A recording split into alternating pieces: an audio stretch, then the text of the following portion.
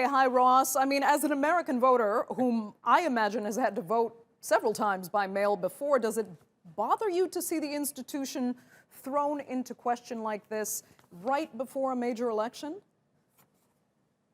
Well, the important thing to keep in mind is that in the United States, voting is handled or managed at a local and a state level. So the laws governing the dates by which people should apply for, say, an absentee ballot or return a mail-in ballot if states are going to shift to universal mail-in voting, this is determined by state law and regulation, and the actual operation is done at usually at a county level.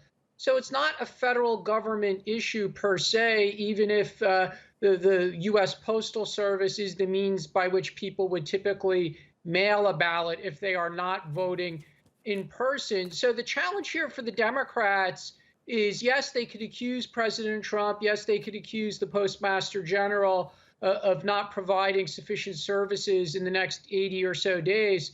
But ultimately, state government needs to step in. If they really want to address this, they're going to have to find solutions at a local level that could involve drop-off boxes, for example. And just whining about it is not going to provide voters a solution. So it really is a political challenge as much for the Democrats as it is for the Republicans.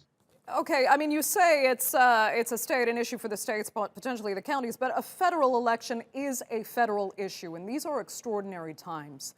People are often happy to vote alongside their fellow Americans, waiting in line for hours at a time to be there in person to vote. They can't this time. That's not an option. And when you leave it up to the states, you also run into issues whereby there are partisan politics involved, and the states might do what the Democrats accuse Trump of doing and not supporting the US Postal Service to play party politics. So don't you think maybe this time it should be a federal issue and the government should support mail-in voting to help fight the pandemic and to allow democracy to work?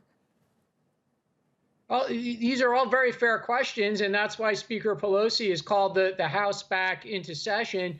But as Yasmin said, the Senate is not playing along. So we could accuse the Trump administration, we could accuse his appointee for the Postmaster General.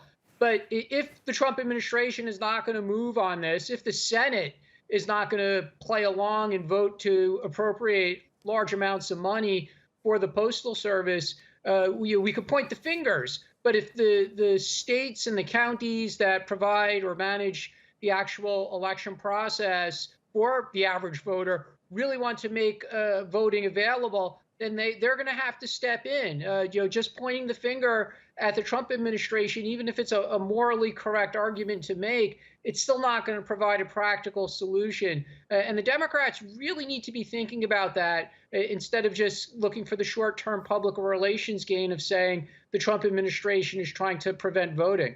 Okay, Ross, we'll leave it there. Thanks so much for being with us from Taipei.